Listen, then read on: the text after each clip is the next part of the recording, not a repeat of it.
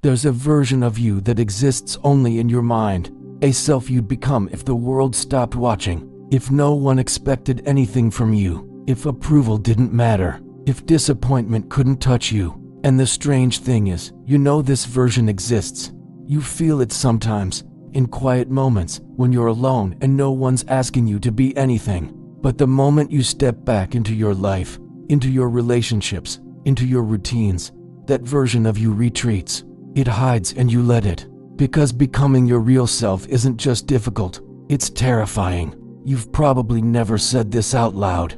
Maybe you've never even thought it clearly, but somewhere inside you, there's a fear that if you became who you truly are, something would break, someone would leave, something would collapse.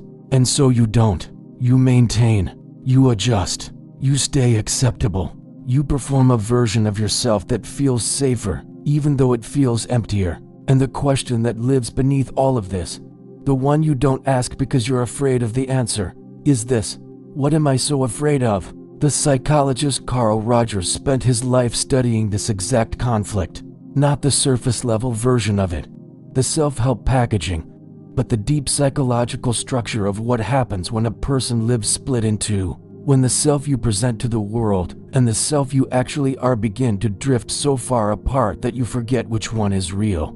Rogers called this incongruence, a misalignment between your actual experience and the identity you've constructed to survive. And what he discovered wasn't just that this split makes you unhappy, it's that this split becomes the core of your suffering. Because you can't fully live when you're constantly translating yourself into something more acceptable. You've felt this. You've been in conversations where you said the right thing but felt nothing. You've smiled when you wanted to withdraw. You've agreed when something inside you resisted. You've shaped your opinions, your preferences, your desires around what keeps you safe, what keeps you liked, what keeps you from being too much or not enough. And over time, this becomes so automatic that you stop noticing. The performance becomes the person, and the real you, the one underneath, becomes something you're not sure how to access anymore. What's strange is that you can feel the split even when you can't name it. It shows up as a vague discomfort in moments that should feel good.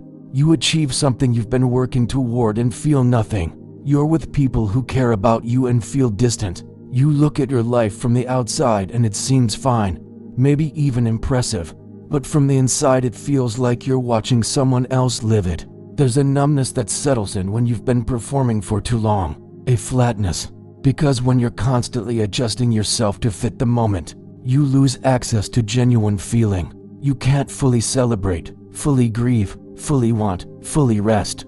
Everything gets filtered through the question, is this okay? Is this acceptable? Is this too much? Rogers believed that every person is born with an inherent tendency toward growth, toward becoming more fully themselves.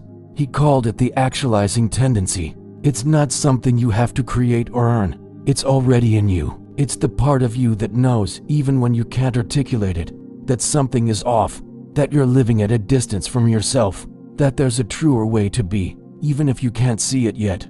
But here's the problem. This tendency toward authenticity runs directly into another need, the need for acceptance, for love, for belonging. And when those two needs collide, most of us choose safety. We choose the version of ourselves that gets us through, and we bury the rest.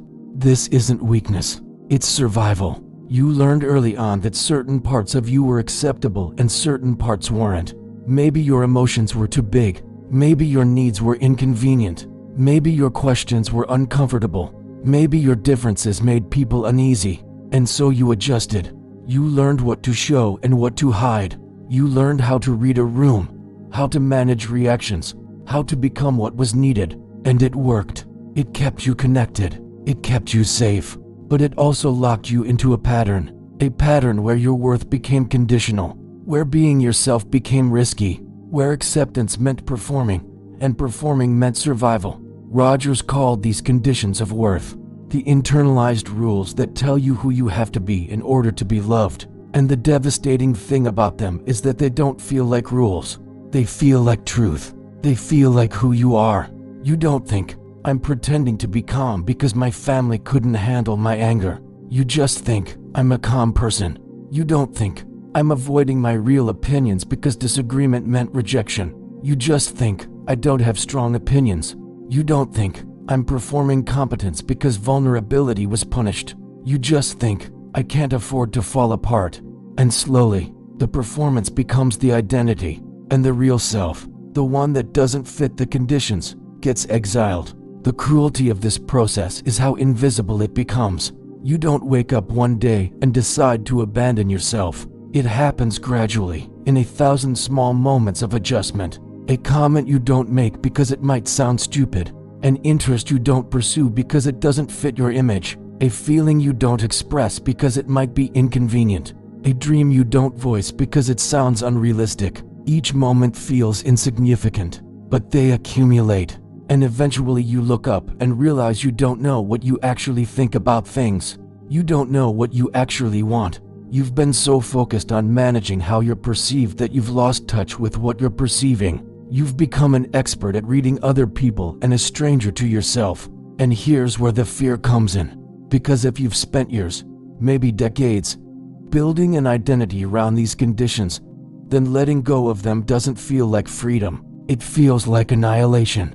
It feels like losing yourself. Even though the self you're losing isn't really you. It's the only self you know. It's the self that's kept you functional, kept you acceptable, kept you from being abandoned. And the thought of dismantling it, of not knowing who you'd be without it, is more frightening than the discomfort of staying the same. So you stay in the incongruence. You stay in the gap between who you are and who you're pretending to be. And the gap gets wider, because the real you doesn't stop existing. It doesn't go away just because you've ignored it. It shows up in the exhaustion you feel from maintaining the performance, in the emptiness that follows accomplishments that were never really yours, in the loneliness you feel even when you're surrounded by people who love the version of you that you've shown them, in the quiet, creeping sense that your life is happening to someone else. If this is landing somewhere inside you, if you're recognizing yourself in this, maybe take a moment and let yourself sit with that. This channel exists for people who are willing to look at the parts of themselves that don't have easy answers. And if that's you, if you're here because something in you is asking deeper questions, you're not alone in that. Rogers believed that the way out of this wasn't through discipline or achievement or fixing yourself. It was through something much quieter, much harder to quantify. He called it unconditional positive regard, the experience of being seen, fully seen, without judgment, without needing to be different, without needing to perform, just being met as you are. And when a person experiences this, even once, something shifts, because for the first time, they realize that their worth isn't conditional, that they don't have to earn the right to exist as themselves, that being real isn't dangerous, it's possible. But here's the problem. Most of us have never experienced that, not fully, not consistently. The people who were supposed to offer it, our parents, our early relationships, they had their own conditions, their own fears, their own limits, and so we learned that love was something we had to work for. That acceptance was something we had to maintain, and we carried that belief into every relationship, every interaction, every moment of our lives. We became our own enforcers of the conditions. We judged ourselves before anyone else could. We rejected the parts of us that didn't fit. We became both the prisoner and the guard. And the fear of becoming your real self? It's not just about other people rejecting you. It's about you rejecting you. It's about the voice inside that says you're too much, too difficult, too different, too broken. The voice that says if people really knew you, they'd leave. The voice that says the only reason you're still acceptable is because you've kept the unacceptable parts hidden. And if you stop hiding them, if you stop performing, if you let yourself be seen, everything will fall apart. But what if it doesn't? What if the thing that falls apart isn't you, but the false structure you've been holding together? What if the people who leave were only ever connected to the performance, not to you?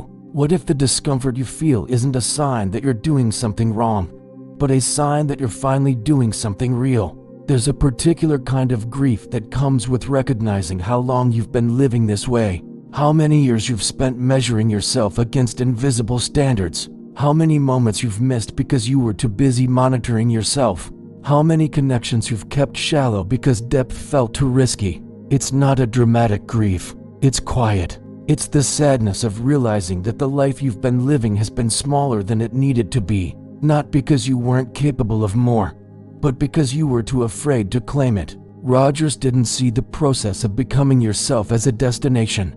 It wasn't something you achieved and then maintained. It was a way of being, a continual opening, a willingness to be in process, to not have it all figured out, to let yourself be incomplete and still worthy. He talked about the fully functioning person, not as someone who had become perfect, but as someone who had become fluid. Someone who could experience their emotions without being destroyed by them. Someone who could trust their own experience, even when it conflicted with what they'd been told to believe. Someone who could live from the inside out, instead of constantly adjusting to the outside in. And the paradox is this: the more you try to control how you're perceived, the less real you become. The more you try to meet the conditions, the further you get from yourself. But the moment you stop, the moment you let yourself be uncertain, imperfect, inconsistent, human, you become more real, and people feel it.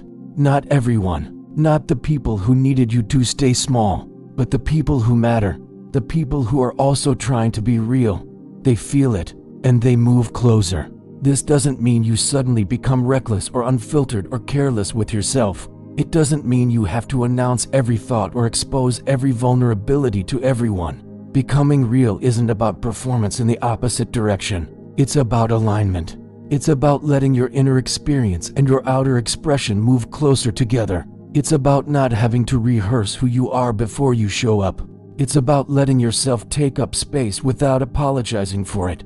It's about trusting that you don't have to be different to be enough. And yes, this is uncomfortable, because it means letting go of control. It means accepting that some people won't understand, that some relationships won't survive the transition, that you'll make mistakes and won't always know what you're doing, and will sometimes feel more lost than you did before. But the alternative is worse. The alternative is spending your entire life translating yourself, performing your way through every interaction, wondering why nothing feels satisfying, why approval feels hollow, why you feel alone even when you're not. Rogers said that the curious paradox is that when I accept myself just as I am, then I can change. And this is the thing most people miss. They think acceptance means resignation, that if you stop fighting yourself, you'll stop growing. But it's the opposite. The fight is what keeps you stuck. The conditions are what keep you small. The fear is what keeps you performing. And the moment you stop, the moment you let yourself be as you are, without needing to be different, something loosens. You stop using all your energy to maintain the image, and you start using it to actually live. You don't have to have this figured out.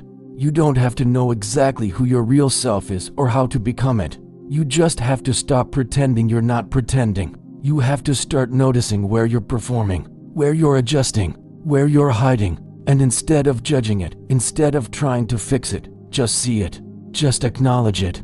That's the beginning. That's the crack that lets the light in. What makes this so difficult is that the false self isn't entirely false. It's built from real parts of you, just arranged in a way that prioritizes safety over truth. The kindness you perform isn't fake, but it might be excessive, a buffer against conflict. The competence you project isn't a lie, but it might be rigid, a defense against being seen as weak. The agreeableness you offer isn't dishonest, but it might be compulsive, a way to avoid the discomfort of difference. These aren't masks you put on. They're parts of you that have been amplified, exaggerated, frozen into position because they were the parts that worked, and letting them soften, letting them become flexible again, means confronting the fear that without them, you won't be enough. If you've made it this far, I want to invite you to do something. Subscribe to this channel if you haven't already. Hit the like button if this resonated, and leave a comment. Tell me where you're performing, where you're scared to be real. You don't have to use your name or explain everything. Just name it, because sometimes naming it, putting it into words, is the first step toward letting it go. The fear of becoming your real self isn't a flaw. It's not something wrong with you. It's a sign that you've survived, that you've learned how to navigate a world that demanded you be something other than what you were.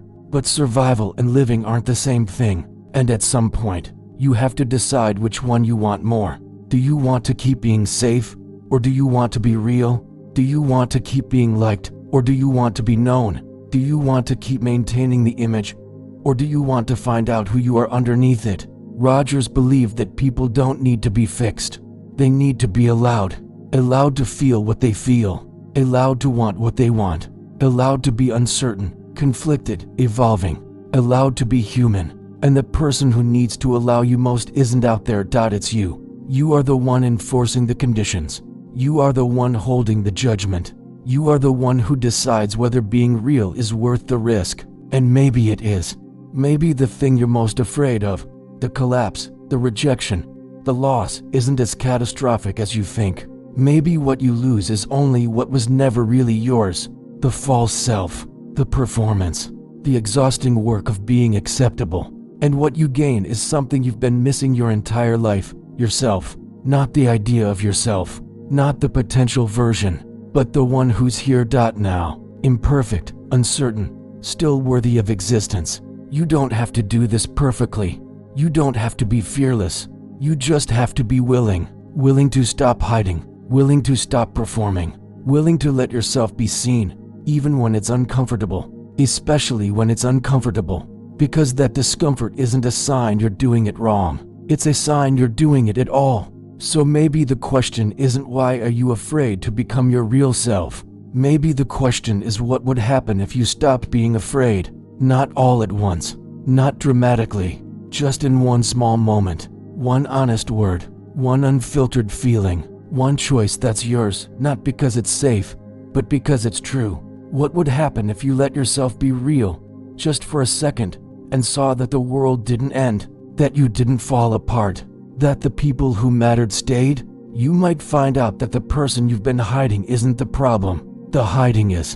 And the moment you stop, the moment you step into the discomfort and let yourself be seen, you don't become someone new. You just become more of who you've always been. And that, more than anything, is what you've been afraid of. Not that you'll be rejected, but that you'll be accepted as you are, without the performance, without the conditions, and you won't know what to do with that kind of freedom. But you'll learn, because becoming real isn't something you figure out. It's something you live into, one honest, uncertain moment at a time.